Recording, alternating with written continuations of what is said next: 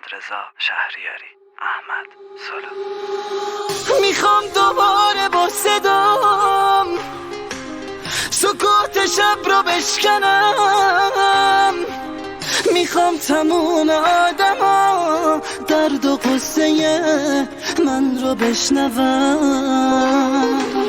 کی مثل من دلش پره از اون که رفت و برنگشت، از اون که آخرش نمون با دلش نخون دست کشید ازش.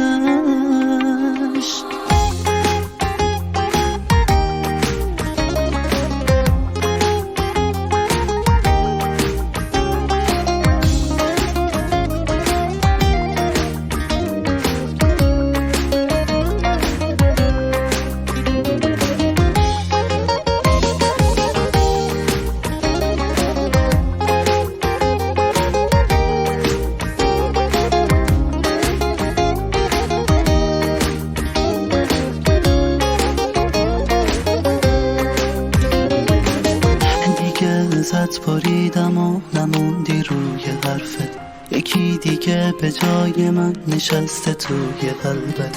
انقدر که راحتی بلند بلند میخندی با اون، نمیشنوی که میشکنم بی صدا و یه روزی میشکنه دلت که دیگه خیلی دیره، واسه دوباره دیدنم بهونمو میگیره. یه روزی پس میدی تقاس این شبای سرد و تقاس قطره قطره عشق این چشای من رو. میخوام دوباره با صدام سکوت شب رو بشکنم، میخوام تموم آدما درد و قصه من رو بشنوم.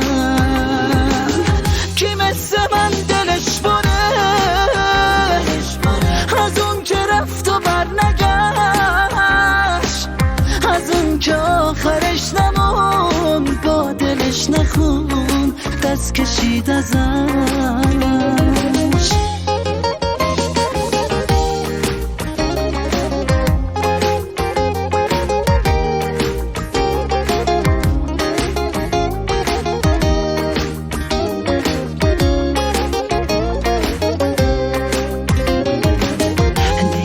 ازت بریدم و نموندی روی حرفت، یکی دیگه به جای من نشسته توی قلبت. انقدر که راحتی بلند بلند میخندی با اون، نمیشنوی که میشکنم بی صدا و یه روزی میشکنه دلت که دیگه خیلی دیره، واسه دوباره دیدنم بهونمو میگیره. یه روزی پس میدی تقاس این شبای سرد و تقاس قطره قطره عشق این چشای من رو. میخوام دوباره با صدام سکوت شب رو بشکنم،